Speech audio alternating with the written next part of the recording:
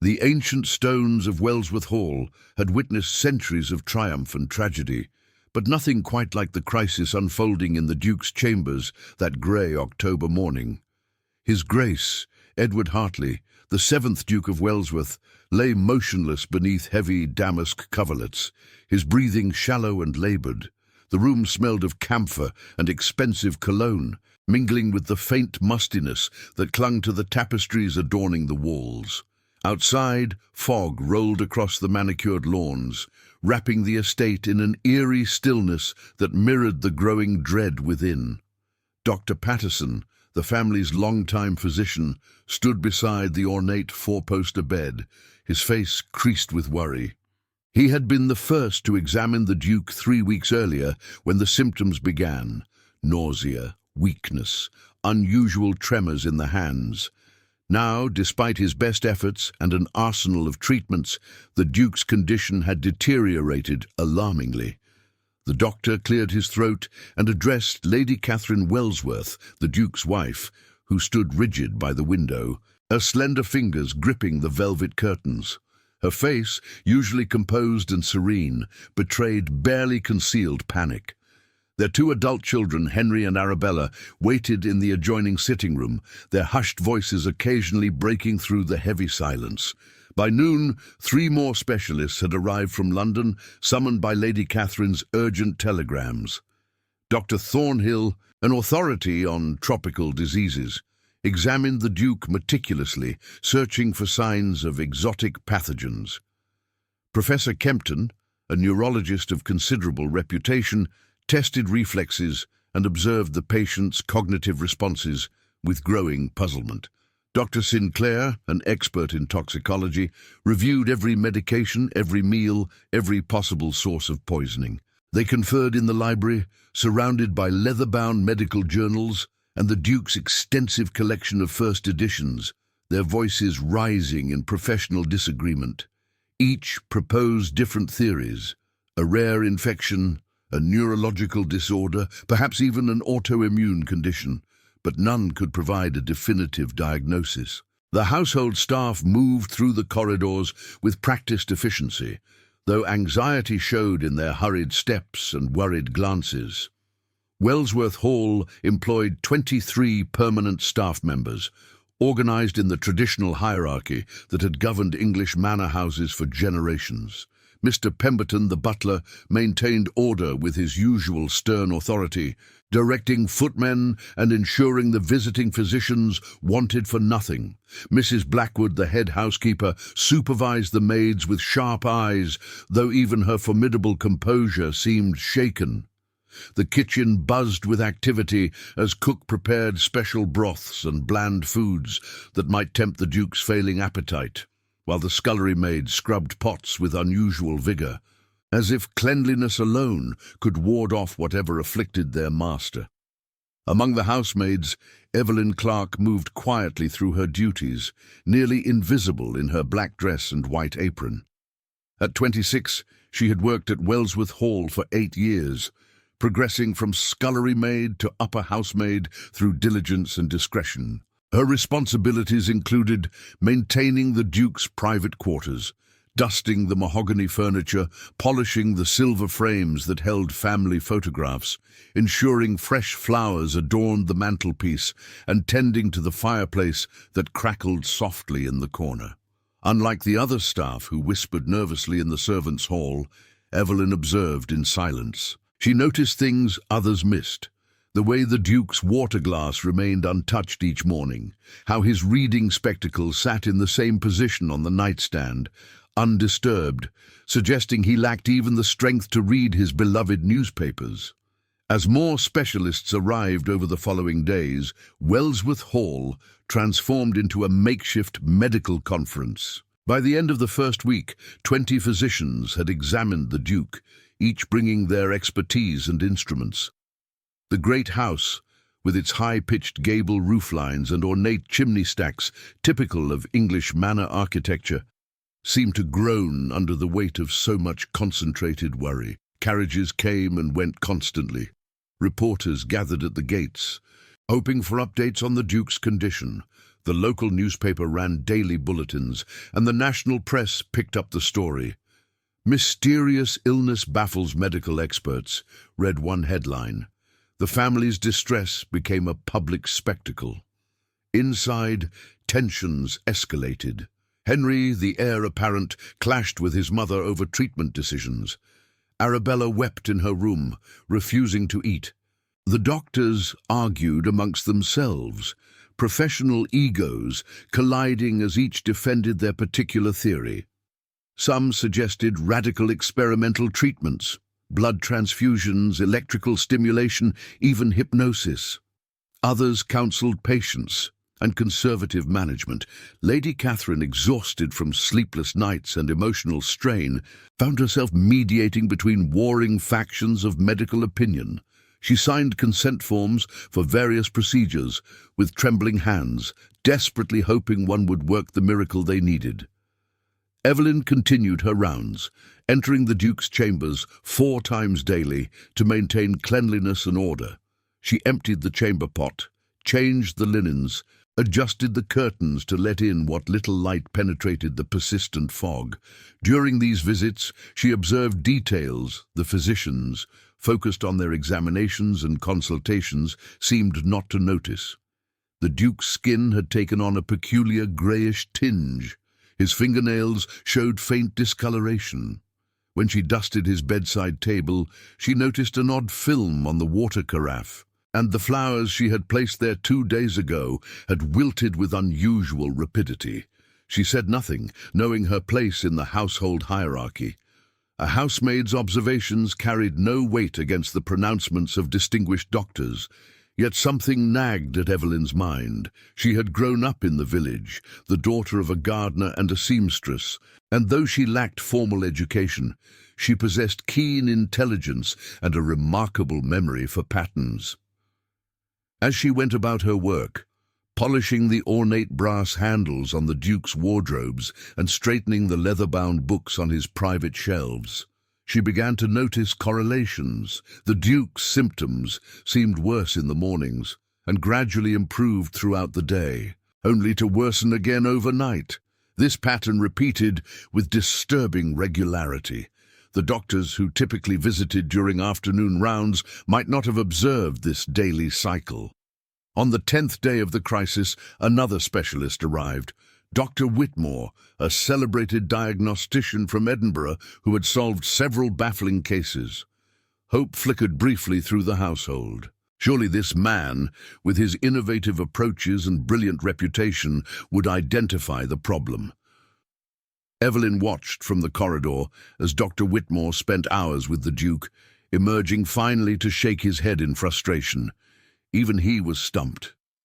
The family's despair deepened into something approaching desperation. Prayers were said in the estate's private chapel. The local vicar called daily to offer spiritual comfort. Staff members spoke in hushed tones about preparing for the worst, though Mrs. Blackwood sharply reprimanded anyone who voiced such thoughts aloud. Evelyn lay awake in her small attic room that night, listening to the wind rattle the windows. Below her, in the grand chambers of the main house, a man was dying despite the best medical minds in the country attending him. She thought about the patterns she had observed, the small inconsistencies that troubled her. Something in the Duke's immediate environment was wrong. She felt certain of it, though she could not yet identify what. As rain began to patter against the slate roof tiles, a thought formed in her mind. Tentative and half-formed. Perhaps the answer lay not in exotic diseases or complex medical conditions, but in something simpler, something so ordinary that everyone had overlooked it. She resolved to watch more carefully, to document what she saw, even if no one would listen to a housemaid's theories. In the darkness, as Wellsworth Hall settled into uneasy sleep, Evelyn Clark decided to trust her instincts, unaware that this decision would change everything. The second week brought no improvement, only mounting desperation and increasingly bizarre theories. Dr. Patterson, exhausted and defensive, proposed that the Duke might be suffering from a rare form of sleeping sickness despite the absence of any tropical travel. Professor Kempton now suspected a degenerative brain condition, though his neurological tests remained inconclusive. The physicians filled notebooks with observations and measurements, charting the Duke's declining vital signs with scientific precision, but no understanding. In the servants' hall, speculation ran rampant. Some whispered about a family curse, others about divine punishment. Though such talk ceased immediately when Mr. Pemberton appeared, the media attention intensified unbearably. Journalists camped at the estate gates, bribing gardeners and delivery boys for information. One particularly enterprising reporter from the Times managed to interview the butcher's boy about his deliveries to the kitchen, spinning his comments into wild conjecture about food poisoning. Lady Catherine, already overwrought, became nearly hysterical when she read the article over breakfast. Henry confronted the household staff, demanding to know who had spoken to the press and threatening dismissal. The atmosphere grew poisonous with suspicion and blame. Arabella stopped leaving her rooms entirely, and her lady's maid reported that the young woman spent hours staring out the window, tears streaming down her pale cheeks. Meanwhile, Evelyn maintained her careful observations, now keeping a small notebook hidden in her apron pocket. During her morning duties, she began documenting everything about the Duke's chambers with methodical precision. She noted that the bedside water carafe was refilled each evening by Thomas, one of the footmen, using water from a specific pitcher kept in the Duke's dressing room. She observed that the Duke's medication, a brown liquid prescribed by Dr. Patterson, sat in a crystal decanter on the mantelpiece, administered 3 times daily by the day nurse. She recorded the position of furniture, the sources of ventilation, the state of the fireplace, and even the types of wood burned there. Oak logs, primarily, brought up from the estate's wood store each morning. On the 12th day, Evelyn noticed something that made her pause mid-task. While dusting the ornate picture frames on the wall opposite the Duke's bed, she observed a faint greenish discoloration on the wallpaper behind one frame. The wallpaper itself, an expensive import featuring intricate botanical patterns in deep greens and golds, had been hung just 3 months earlier as part of Lady Catherine's refurbishment of the Duke's private quarters. Evelyn gently moved the frame aside for a closer look. The discoloration seemed worse in the areas closest to sources of moisture, near the windows where condensation formed in the cold mornings, and behind the decorative screen that concealed the washstand. She made a careful note in her hidden notebook, though she did not yet understand the significance of what she was seeing. That afternoon, as Evelyn descended the servants' staircase with an armful of linens, she encountered Martha, the elderly scullery maid who had worked at Wellsworth Hall for 40 years. Martha sat on the bottom step, weeping into her apron. When Evelyn asked what troubled her, the old woman explained that her canary, kept in a cage in her ground-floor room near the kitchen, had died suddenly that morning. The bird had seemed perfectly healthy the night before, Martha insisted, but she had found it dead at the bottom of its cage at dawn. Evelyn murmured sympathetic words, but her mind was working rapidly. She remembered reading somewhere, perhaps in one of the newspapers the Duke discarded and which she sometimes retrieved from the wastepaper baskets, about canaries being used in coal mines as warnings of poisonous gases. The thought seemed absurd applied to Wellsworth Hall, yet it lodged in her mind alongside her other observations. The medical consultations continued with increasing urgency. Dr. Whitmore proposed a radical treatment involving the injection of various serums, a therapy that had shown promise in similar mysterious cases, though he admitted the similarity was limited. The family, desperate for any hope, consented. The procedure was carried out in the Duke's chamber with great ceremony, multiple physicians in attendance. For 2 days afterward, They watched anxiously for signs of improvement. The Duke's fever seemed to abate slightly, and Lady Catherine allowed herself cautious optimism. But by the third day, it became clear that any improvement had been temporary. His Grace slipped back into the same troubling pattern, semi-conscious, pale, increasingly weak, with those disturbing tremors in his extremities. Evelyn's duties brought her into contact with aspects of the household that the upstairs family never considered. She knew, for instance, that the decorators who had refurbished the Duke's chambers had come recommended by Lady Arabella, who had admired their work at a friend's London townhouse. She knew that Mrs. Blackwood had complained about the expense of the new wallpaper, 12 shillings a roll, an extravagant sum. She knew that the Duke had initially objected to the refurbishment, preferring his old familiar surroundings, but had eventually yielded to his wife's desire to modernize. These fragments of information, seemingly trivial, were pieces of a puzzle Evelyn was slowly assembling. On the 15th day, another incident occurred that deepened Evelyn's suspicions. While cleaning Lady Catherine's sitting room, she overheard a conversation between her ladyship and Dr. Patterson. The physician was reviewing the Duke's medical history, searching for any overlooked detail that might provide a clue. Lady Catherine mentioned that His Grace had been in excellent health before the refurbishment of his chambers. In fact, he had spent that entire summer at the family's Scottish shooting lodge and had returned to Wellsworth Hall in robust condition, looking forward to the autumn season. The symptoms had begun approximately 2 weeks after he resumed sleeping in his newly decorated rooms. Dr. Patterson dismissed this as coincidence. The Duke was 72 years old after all, and many conditions could emerge suddenly at that age. But Evelyn did not believe in coincidence, not in this case.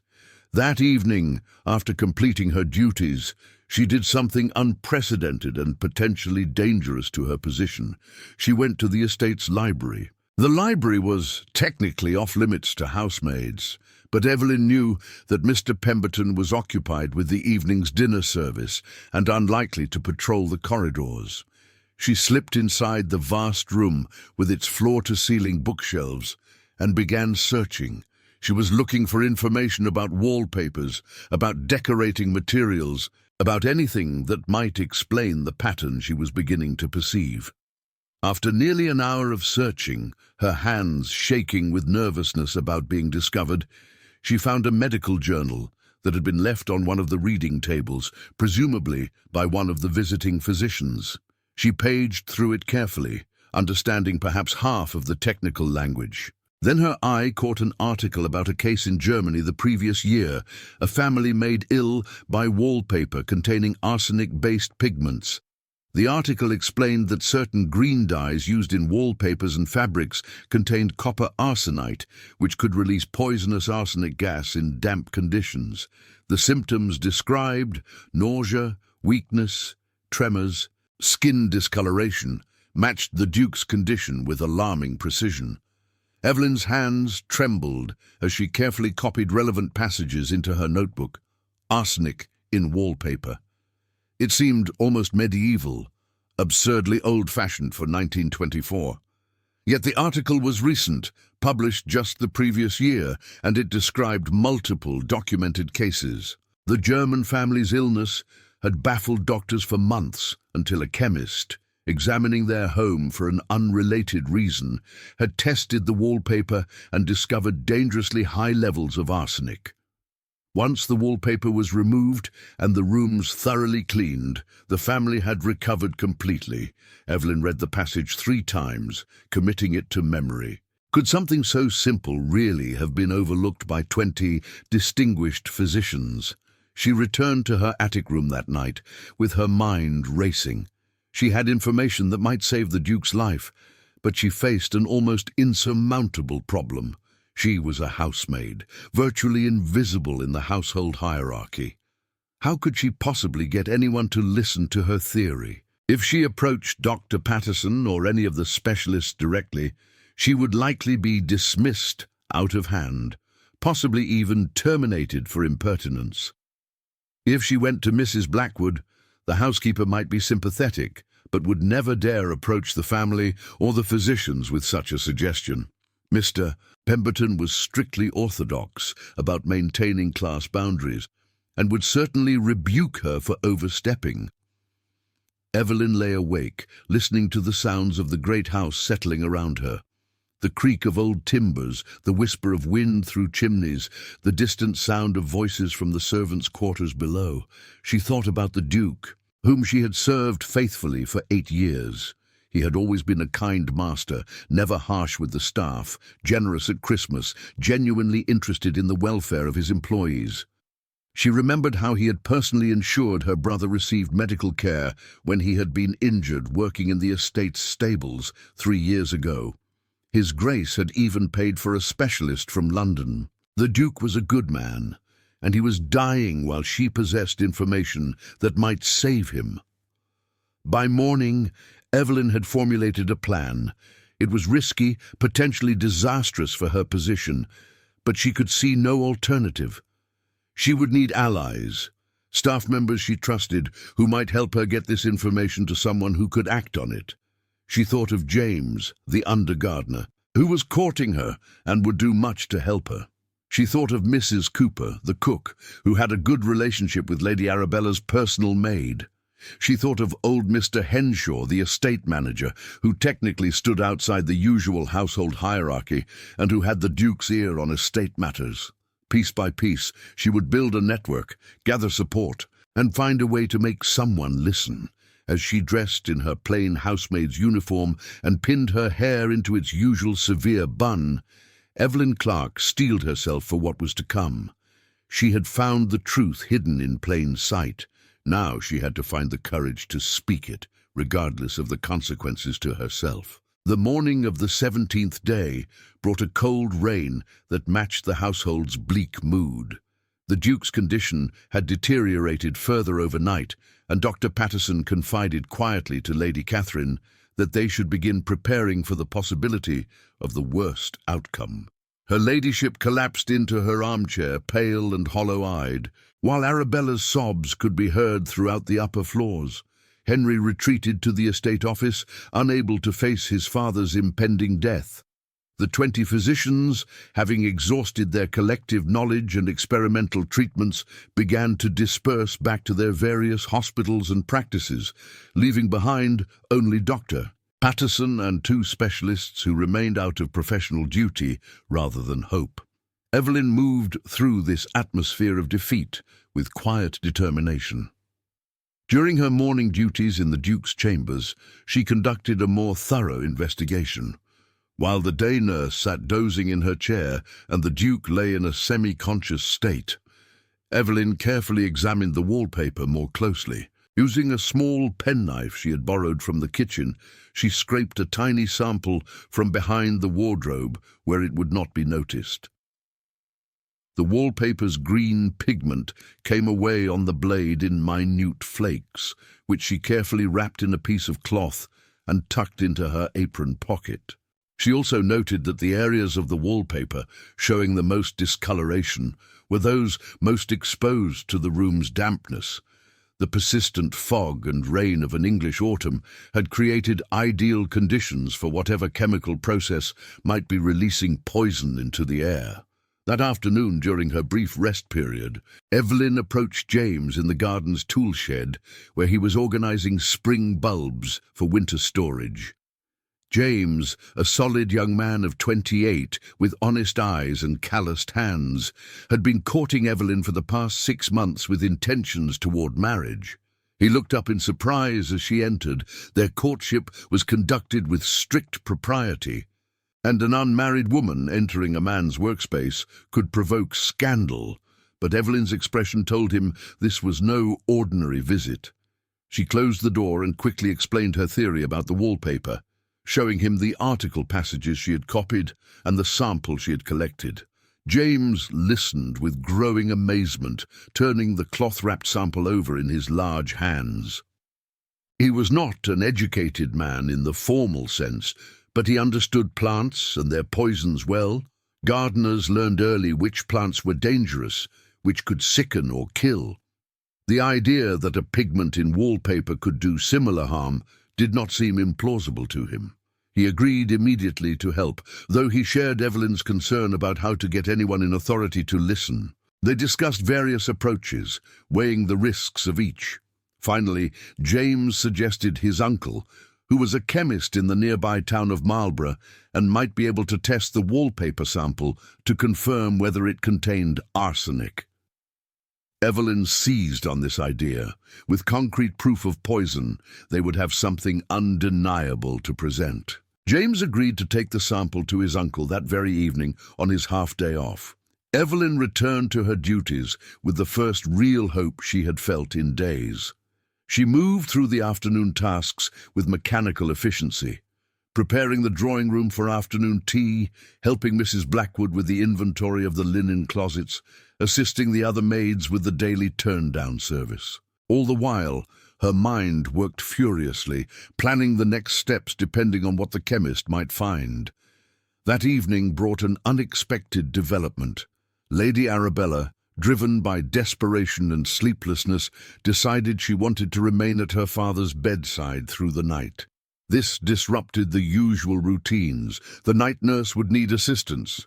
Additional lamps and coal for the fire were required, and someone would need to attend to Lady Arabella's needs throughout the long hours. Mrs. Blackwood assigned Evelyn to this duty, as she was known to be reliable and discreet. Evelyn found herself spending the entire night in the Duke's chambers, sitting on a hard chair in the corner, while Lady Arabella held her father's hand and wept quietly, and the night nurse monitored the patient's failing vital signs. The night was long and sorrowful, but it gave Evelyn unprecedented opportunity to observe. She watched the Duke closely, noting the pattern of his symptoms. As morning approached, his condition seemed to worsen markedly. The tremors increased, his breathing became more labored, and his skin took on that peculiar grayish cast. Evelyn realized that this worsening corresponded with the hours of most intensive exposure to the room's atmosphere. During the day, when windows were opened for ventilation during the doctor's visits, when the Duke was sometimes moved to a chair by the window for brief periods, he improved slightly, but the long night hours, with the room sealed against drafts and the damp air trapped inside with whatever poison the wallpaper was releasing, was slowly killing him. As dawn broke grey and cheerless over the estate's manicured grounds, James appeared at the servants' entrance with news. He had ridden through the night to his uncle's shop in Marlborough and back again, driven by urgency. His uncle, upon hearing the story, had immediately conducted preliminary tests on the wallpaper sample. The results were troubling. The green pigment showed positive indications for arsenic compounds, specifically what the chemist identified as copper arsenite, commonly known as Shields green, a pigment notorious for its toxicity but still used in various decorative applications. More comprehensive testing would be needed for absolute certainty, but the preliminary results were damning. Evelyn received this news in the corridor outside the Duke's chambers, her heart pounding. She finally had evidence, but the question remained: how to present it? James, emboldened by his uncle's findings, suggested they approach Mr. Henshaw, the estate manager. Henshaw was educated, respected by both the family and the staff, and had the authority to bring concerns directly to Lady Catherine. It was their best chance. They agreed to seek an audience with Henshaw that morning before Evelyn's courage could fail. Mr. Henshaw's office was located in a comfortable room on the ground floor, filled with ledgers, estate maps, and the accumulated paperwork of managing a property as vast as Wellsworth Hall. He looked up in surprise when Evelyn and James appeared at his door, requesting a private word on an urgent matter. Henshaw was a fair-minded man in his 50s, grey-haired and methodical, who had managed the estate for 20 years. He gestured them inside, closed the door, and listened as Evelyn, her voice shaking at first but growing stronger, laid out her theory and evidence. To his credit, Henshaw did not immediately dismiss them. He examined the chemist's preliminary report that James had brought, studied the passages Evelyn had copied from the medical journal, and asked several pointed questions about the Duke's symptoms and their timing. His expression grew increasingly grave. Finally, he stood and paced to the window, looking out at the rain-soaked grounds. When he turned back, his decision was made. He would take this information to Lady Catherine immediately and recommend that the wallpaper be removed from the Duke's chambers as a precautionary measure, pending more thorough testing. If Evelyn's theory proved correct, she would have saved the Duke's life. If it proved wrong, at least they would have explored every possibility. Within the hour, an emergency meeting convened in the morning room. Lady Catherine, exhausted and hollow-eyed, listened as Mr. Henshaw presented Evelyn's findings. Dr. Patterson was summoned and arrived looking deeply skeptical. Lady Arabella and Henry were also present, the entire family united in desperate hope. Evelyn stood nervously by the door, feeling utterly out of place in this gathering of her betters. But James had insisted on accompanying her for moral support, and stood steadily beside her. Mr. Henshaw laid out the evidence methodically, the timing of the Duke's illness corresponding with the refurbishment, the symptoms matching those described in cases of arsenic poisoning, the chemist's preliminary finding of arsenic compounds in the wallpaper sample.